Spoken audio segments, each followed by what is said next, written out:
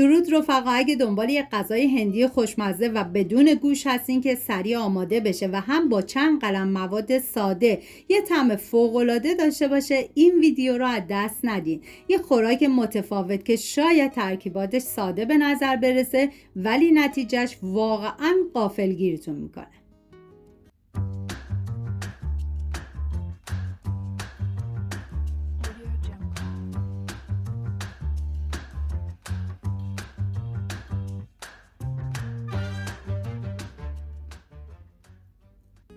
عدد پیاز رو به صورت نگینی ریز خورد میکنم. این غذا برای 3 نفر در نظر گرفته شده. شما به اساس تعداد نفرات مواد رو کم یا زیاد کنید. من اندازه ها رو هم در طول ویدیو میگم، هم داخل دیسکریپشن نوشتم.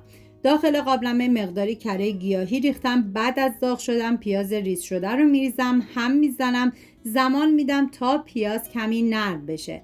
4 حبه سیر رو با استفاده از دنده ریز رنده میکنم. سعی کنید پودر سیر رو جایگزین سیر تازه نکنید، چون سیر تازه عطر و طعم این غذا رو فوق العاده خوشمزه تر میکنه.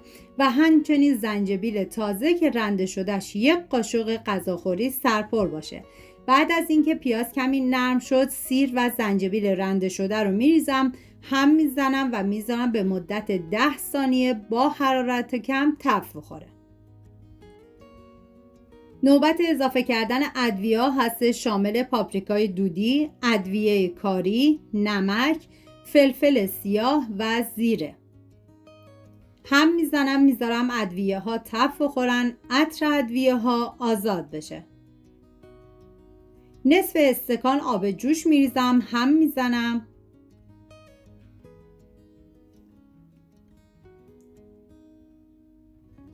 و همچنین نیاز به 4 عدد گوجه فرنگی دارین که پوستش رو حتما بگیرید و به صورت نگینی خورد کنید.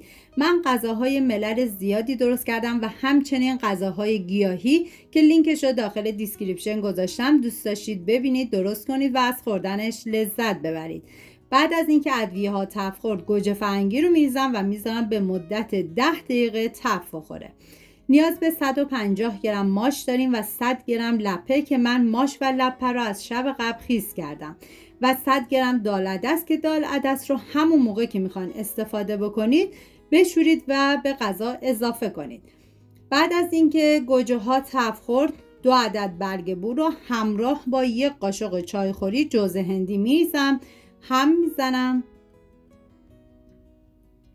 و بعد حبوبات رو بهش اضافه میکنم. ترکیب حبوبات با ادویه های خوش‌عطر و طعم تازه زنجبیل یه مزه گرم و متفاوت به این خوراک میده که واقعا اشتها برانگیزه.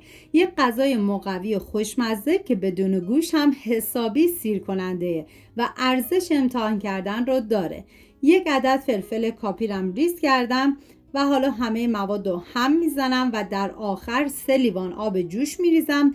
زمان میدم تا این غذا بپزه و لابدار بشه.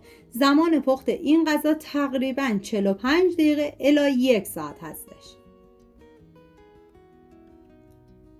بعد از اینکه حبوبات پخته شد، 2 عدد برگ بو رو خارج میکنم و با استفاده از ملاقه مواد رو کمی میکوبم و بعد در آخر ما نیاز به جعفری تازه هم داریم که خورد شدهش باید 4 قاشق غذاخوری باشه. جعفری رو میریزم و 10 دقیقه دیگه زمان میدم. نمک غذا رو تو همین مرحله تست کنید. اگر دیدین که نمکش کمه، مقداری نمک بهش اضافه کنید. واقعا من هرچه از عطر و طعم خوشمزگی این غذا بگم کمه. جای تک تک شما دوستان عزیز خالی. خب اینم از خوراک هندی خوشمزه و متفاوت ما. اگه شما هم از غذاهای ساده و سریع و بدون گوشت خوشتون میاد، حتما این خوراک رو امتحان کنید. راستی برام تو کامنت ها بنویسید شما هم غذای هندی و پر ادویه رو دوست دارین یا نه. اگر از این آموزش خوشتون اومد، ویدیو رو لایک کنید. برای دیدن دستورهای خوشمزه و متفاوت بعدی هم کانال رو سابسکرایب کنید. تا درودی دیگر، بدرود.